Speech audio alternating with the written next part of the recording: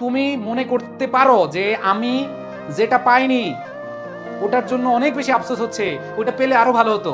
সত্যিকার অর্থে জানো কি জানো, যে ওইটা পাইলে তোমার অবস্থা আরো খারাপ হইতো, ওইটা পাইলে তোমার জীবন অন্যরকম হয়ে যেতে পারতো।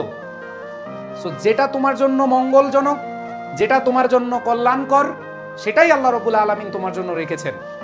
সো মনে রাখবা, জীবনে কোনো কিছু নিয়ে আফসোস করবা না। তুমি অনেক পরিশ্রম করেছো, তুমি অনেক কিছু চেয়েছো, নিজের জীবনের পুরোটা সর্বোচ্চটা দিয়ে তুমি চেষ্টা করেছো, তারপরেও পাও নাই।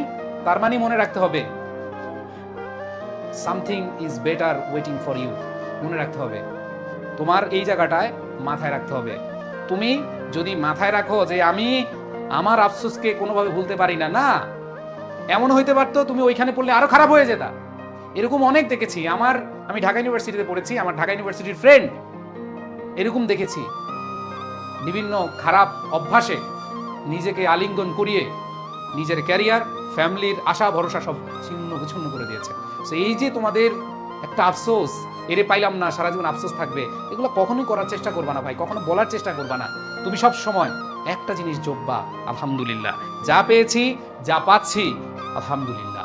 জীবনের প্রত্যেকটা ক্ষণে, জীবনের প্রত্যেকটা মুহূর্তে তুমি যদি নিজের প্রতি শুকরিয়া জ্ঞাপন করতে পারো, তুমি আল্লাহ রাব্বুল আলামিনের প্রতি শুকরিয়া জ্ঞাপন করতে পারো, তোমার জীবনে এর চেয়ে বড় সুখকর সময় আর আসবে না। তুমি হবা জীবনের এই পৃথিবীর মধ্যে সবচেয়ে বড় সুখী মানুষ। সো এইগুলো তোমাদের মাথায় রাখতে হবে। আমরা ছোটবেলা থেকে শুনে আসছি আল্লাহ যা করেন ভালোর জন্যই করেন। আমরা এই কথাটা হয়তো মুখে বলি কিন্তু ভেতর থেকে ফিল করি না। আজকে তোমার কাছে মনে হইতে পারে যে আমার প্রতিবেশী অমুকের বাবা এত লাখ লাখ কোটি টাকা ইনকাম করতেছে, এখন ঈদের আগে তারা বস্তা ভরে ঈদের শপিং করতেছে, আমি করতে পারি নাই। এই জিনিসটা নিয়েও আমরা অনেক আফসোস করি, ঘরের কোণে গিয়ে কান্নাকাটি করি, মন খারাপ করি। মন খারাপ করো না, আল্লাহ রাব্বুল আলামিন তোমাকে এমন সিচুয়েশনে পাঠাইছে যে আমি আমার এই প্রিয় বান্দাটাকে এমন কিছু দিতে চাই বা দিব যেটা হয়তো সে এখন পাবে না, সে এখন না পেলেও পরবর্তী জীবনে, পরবর্তী কালে, পরকালে গিয়ে পেয়ে যেতে পারে। সো এইখানে তোমাদের উদ্দেশ্যে এই কথাটা বলে শেষ করব যে তুমি যদি মনে করো যে তুমি অনেক প্রাচুর্যের মধ্যে থাকলে, তুমি অনেক কিছু পেলে অনেক ভালো থাকতে, এটা মোটেও সঠিক না।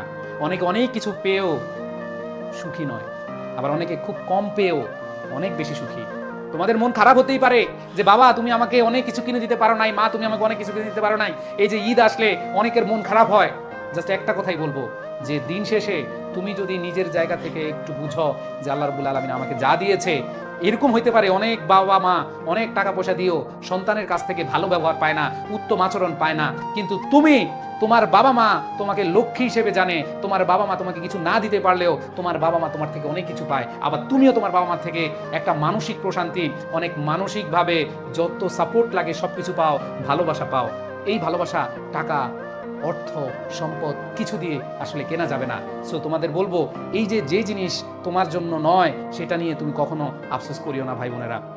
তোমাদের সাথে চলতে চলতে অনেকগুলো সময় কেটে গেল, বেলা কোন দিক দিয়ে যে পুরে ফুরিয়ে গেল জানি না। আর অল্প কয়েকটা ক্লাসের পরেই তোমাদেরকে বিদায় দিতে হবে। সো প্রাণপ্রিয় শিক্ষার্থীরা, জাস্ট এগুলো একটু মেজার করার চেষ্টা করবা, এগুলো একটু মনে করার চেষ্টা করবা। ইনশাল্লাহ অনেক অনেক অনেক বেশি, অনেক বেশি তোমরা, অনেক বেশি তোমরা সুখে থাকবা, অনেক বেশি ভালো থাকবা। ঠিক আছে?